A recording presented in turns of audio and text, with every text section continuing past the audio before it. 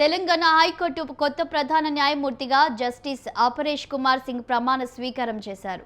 రాజ్ భవన్లో మధ్యాహ్నం 12:30 justice AK సింగ్తో గవర్నర్ జిష్ణుదేవ్ వర్మ ప్రమాణం చేయించారు. ఈ కార్యక్రమానికి ముఖ్యమంత్రి రేవంత్ రెడ్డితో పాటు శాసనసభ స్పీకర్ గడ్డం ప్రసాద్ కుమార్, శాసన మండలి chairman Jitender Reddy, deputy CM Bhatti Vikramarka, ప్రభుత్వ సలహాదారు, డీజీపీ, హైకోర్టు న్యాయమూర్తులు, తెలంగాణ మంత్రులు తదితరులు హాజరయ్యారు. తెలంగాణ హైకోర్టు ఏర్పాటైన తర్వాత జస్టిస్ ఏకే సింగ్ 7వ చీఫ్ జస్టిస్గా నియమితులయ్యారు. త్రిపుర హైకోర్టు సీజేగా పనిచేస్తున్న ఆయన బదిలీపై తెలంగాణకు వచ్చారు. ప్రస్తుతం తెలంగాణ హైకోర్టుకు తాత్కాలిక ప్రధాన న్యాయమూర్తిగా వ్యవహరించిన జస్టిస్ సుజయ్ పాల్ కోల్కతా హైకోర్టుకు బదిలీ అయ్యారు.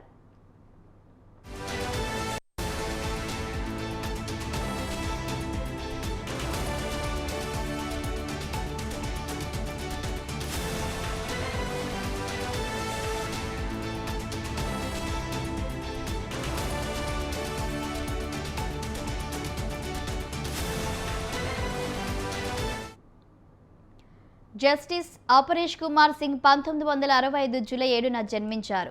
ఆయన ఢిల్లీ విశ్వవిద్యాలయం నుంచి ఎల్ఎల్బి పట్టా పొందారు. 1990 నుంచి 2000 వరకు ఉత్తరప్రదేశ్ హైకోర్టులో న్యాయవాదిగా పనిచేశారు. 2001లో జార్ఖండ్ హైకోర్టులో న్యాయవాదిగా ప్రాక్టీస్ చేశారు.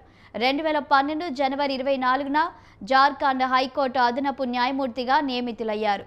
2021 ఏప్రిల్ నుంచి జార్ఖండ్ రాష్ట్ర న్యాయ సేవల అథారిటీ ఎగ్జిక్యూటివ్ చైర్మన్గా, 2022 నుంచి 2023 వరకు జార్ఖండ్ హైకోర్టు తాత్కాలిక ప్రధాన న్యాయమూర్తిగా పనిచేశారు.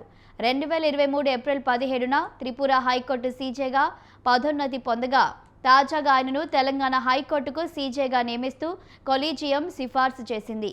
ఈ సిఫార్సును రాష్ట్రపతి ద్రౌపది ముర్ము ఆమోదించారు.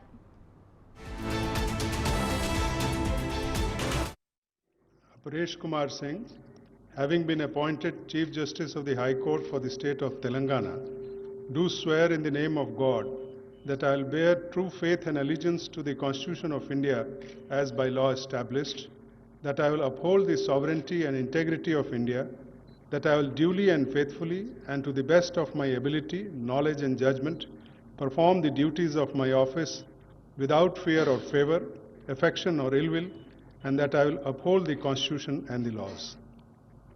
I, Apparesh Kumar Singh, having been appointed Chief Justice of the High Court for the state of Telangana, do swear in the name of God that I will bear true faith and allegiance to the Constitution of India as by law established, that I will uphold the sovereignty and integrity of India, that I will duly and faithfully and to the best of my ability, knowledge and judgment perform the duties of my office without fear or favor, affection or ill will, and that I will uphold the Constitution and the laws.